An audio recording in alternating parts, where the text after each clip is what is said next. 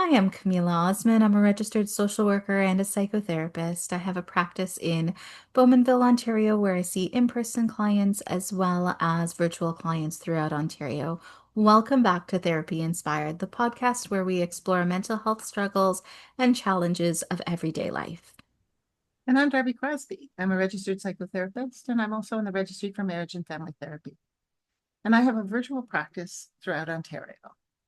And today we're going to talk about something that might hit home for a lot of you. Today's episode is called When Your Brain Feels Like It Has 50 Tabs Open. Let's talk about executive functioning. Because guess what?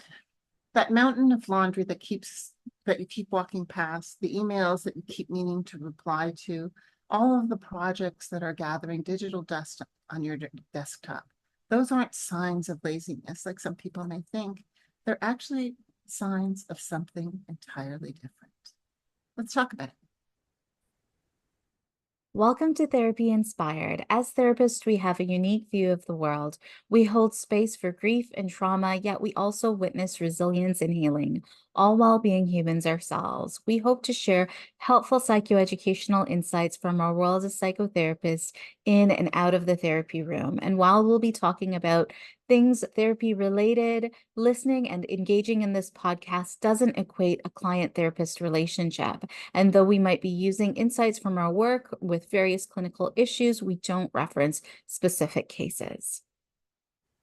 Executive functioning is a term that might sound a little clinical, but it's actually something that's incredibly human.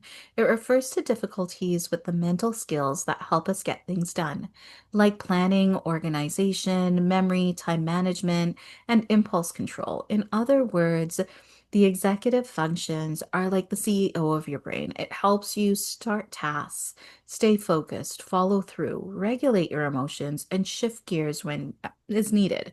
When these processes aren't working smoothly, like Darby said, we're not just being lazy or disorganized. Our brain is struggling to get the right tools out of the toolbox. So let's make this a little bit more relatable. So here are some ways that executive functioning might show up in real life. For example, when you set aside some time to work, but you just can't make yourself start. Or you walk into a room and forget why, and you feel like your thoughts are like all scrambled up, like scrambled eggs. Another example might be you're hyper focused on one task and you lose track of time completely. Or you feel emotionally overwhelmed by simple chores like washing dishes or folding laundry, and you procrastinate. And it's not out of choice, but because you're just starting things just feel like you're pushing a car uphill with no gas. It's just too much effort. And then, of course, comes the shame spiral. Why can't I do this? And you start labeling yourself, or others even start labeling you as lazy, unmotivated, broken. And the truth really is that you're none of these things. You're dealing with real challenges that deserve understanding, not judgment. Right. And no, executive dysfunction isn't a diagnosis in itself. It's often, associated with conditions like ADHD or being on the autism spectrum, depression, anxiety, traumatic brain injuries, PTSD, and even burnout. If you're struggling with mental health and particularly executive functioning, it can take a big hit on your mental health and wellness. Your brain resources may be stretched thin.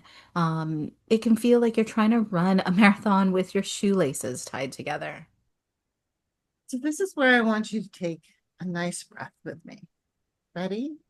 So I want you to inhale fully, all right, and hold it at the top of the breath. And then I want you to exhale slowly, emptying your lungs out completely. And what I want you to hear right now, loud and clear, is that you're not lazy, you're not broken, and you're doing the best that you can with the tools that you have. And sometimes the tools just aren't enough or they're not working properly. So here's the hopeful part. Executive dysfunction is something that you can work with. It's not a moral failing. It's just simply a brain-based challenge, and it can be managed with the right supports and strategies. Yeah. And we're not here to give you any fluffy advice like just make a list, because if that worked for you, You probably would be doing it and it would have resolved things already. Instead, let's make a few real small suggestions, strategies that help people manage executive dysfunction. And so the first strategy I'd suggest is body doubling. Have someone work with you while you work or do chores, and they don't have to be doing the same task.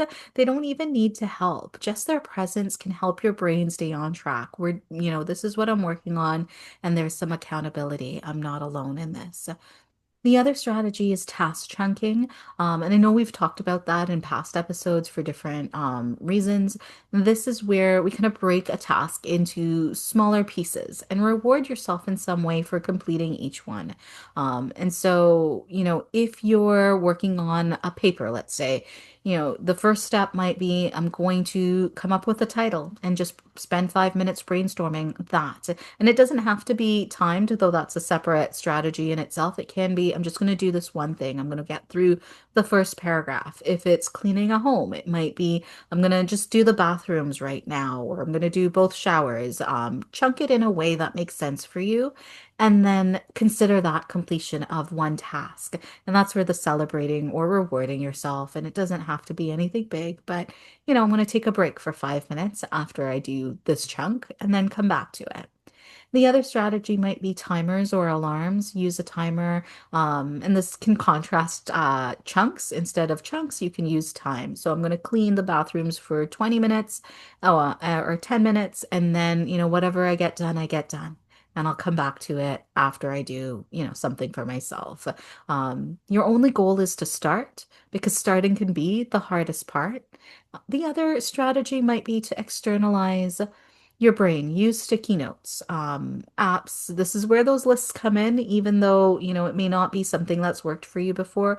Put things in places where you can see them. Instead of a list that feels maybe eventually overwhelming, break it down to one thing at a time and only put on that sticky note what's the priority right now. So it's one, task, and when you finish it, you remove that sticky note. If it's on a whiteboard, as soon as you're done, you kind of check it off or wipe it off and go to the next task.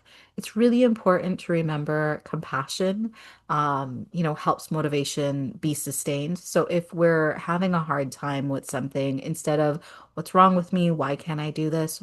Ask yourself, what do I need? What support would help me achieve this? What would, move me closer to completion?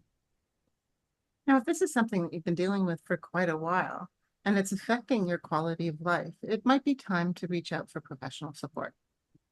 Therapists, occupational therapists, and even specialists who have a lot of experience and knowledge with ADHD or people on the autism spectrum to offer tools and clarity.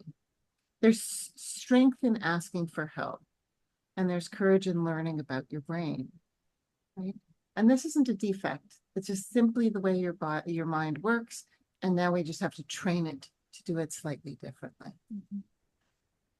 All right, friends. So that's all for today. If this episode resonated with you, share it with someone else who might need to hear that they're not lazy, that they're just dealing with executive functioning struggles. Follow Therapy Inspired wherever you get your podcasts. So on Spotify or in YouTube. If you have a story or a question you want to share, connect with us on Instagram. You can find Darby at Crosby Counseling and myself at Elite Counseling. Until next time, be gentle with your brain. It's doing its best, and so are you. Bye-bye.